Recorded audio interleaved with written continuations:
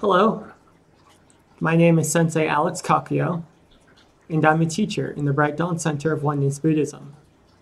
I'm also the author of the Buddhist blog, The Same Old Zen.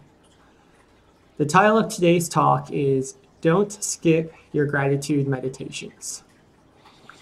Now, in my role as a Buddhist teacher, people always ask me, what's the root or most important practice we can do in Buddhism? And usually they probably expect me to say something like samadhi meditation or long solo retreats. But my answer 9 times out of 10 is gratitude meditations.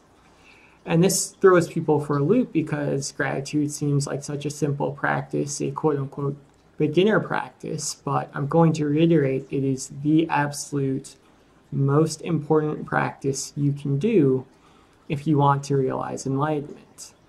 And to explain why that is, I want to talk to you a little bit about colors. More specifically, an article I just read, and I'll include the link in the description below, where scientists were researching the color blue. And what they found is that until recent history, humans didn't have a word for the color blue because it didn't really, other than the sky, it doesn't show up in nature very often. And even in books like the Odyssey, when they're talking about the ocean, they say things like the wine dark sea.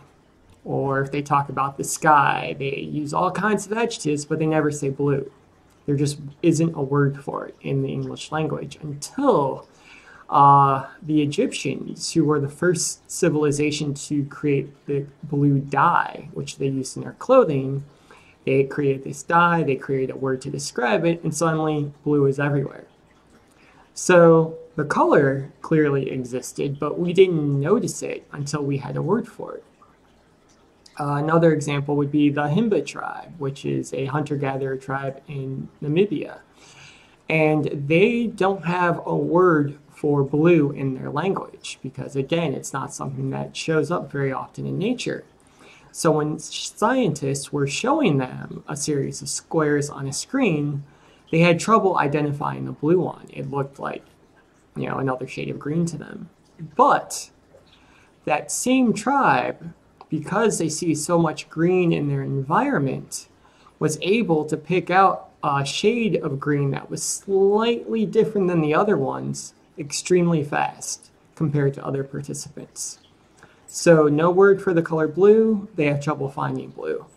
Lots of words for the color green, something like 12, and they have no problem differentiating different shades of green one from the other.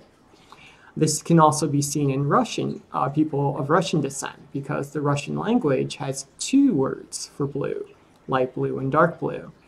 And those participants who spoke Russian were 5% faster in discerning light blue from dark blue than people who weren't of Russian descent. So what we see here is that language and how we use it determines how we see the world and what we notice in the world. And more specifically, it means if we don't have a word for something, in our minds, it doesn't exist. So why is gratitude meditation so important? Because if we don't take the time to name and identify the good things in our life that we're grateful for, again, to our minds, they don't exist. Just like the color blue didn't exist for the Himba tribe. So, if we want to see the enlightenment in our everyday life, again, we need to practice gratitude. We need to see the things we're grateful for, and we need to name them, out loud, preferably. And there's lots of ways we can do this. So, for example, if we have a job we don't like, but we have to keep it because we have to pay the bills, well, maybe we think about the things we're grateful for in that job. And it can be as simple as they pay me every 2 weeks, and because of that, I can buy XYZ with my paycheck. So I don't like my job, but I like my paycheck, and my paycheck, I'm grateful for it because it lets me take care of my plants and my animals. Or maybe there's a person we don't like, and our natural inclination may be to only think about the things we don't like. But practicing gratitude maybe we can think of a few things they do well. You know, that guy's a real jerk, but he definitely came through last time we had an important project. Or he never misses his deadlines. Or, I don't know, he keeps his workplace clean. You get the idea. If we take the time to express gratitude for the good things we have in life, it becomes easier for us to see them. And eventually, as we train our minds to do this, and it is training, we see the good things more readily than we see the bad. In the same way that Russians see light blue and dark blue more readily than people who don't have two names for that color. Another gratitude meditation I'm very fond of is called Nikon. And the way that works is you can do this at any time, but I personally like to do it before I go to sleep. Think of 5 good things you did for other people. Think of 5 good things that other people did for you. This can be as easy as they opened the door for me, or I returned the $5 I found on the street. And then think of one thing that you think maybe you can try to do better the next day. And the last one isn't an opportunity to beat ourselves up. It's just a recognition that, you know, we all make mistakes, and maybe I wasn't as nice to the cashier as I could have been. So tomorrow I'll make sure to smile a little bit more. And then when we do that, we make that part of our Nikon meditation the next day.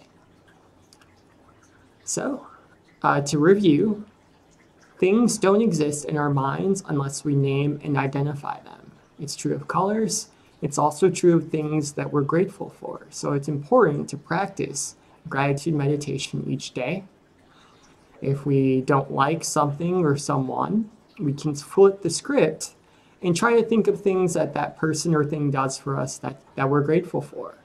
Whether it's a coworker that helps us with a project, or a job that gives us a paycheck, or a pet that pooped on the carpet, but they also cuddled with us afterwards. Also, Nikon is a very important gratitude practice. We can do it any time. We just think of 5 good things that we did for other people, 5 good things that other people did for us, and one thing that we're going to try to do a little bit better the next day. So, that's the talk. I hope it was helpful.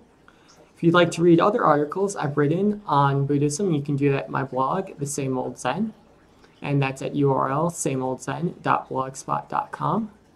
If you have follow-up questions, you can email me at sameoldzen@gmail.com. If you're watching on Facebook or Twitter, please don't forget to either share or retweet this video. That way we can all continue learning together. And if you're watching on YouTube, don't forget to subscribe and hit the notification bell. That way you'll be notified when I post talks in the future. So that's the talk for today. Until next time, Amitabha.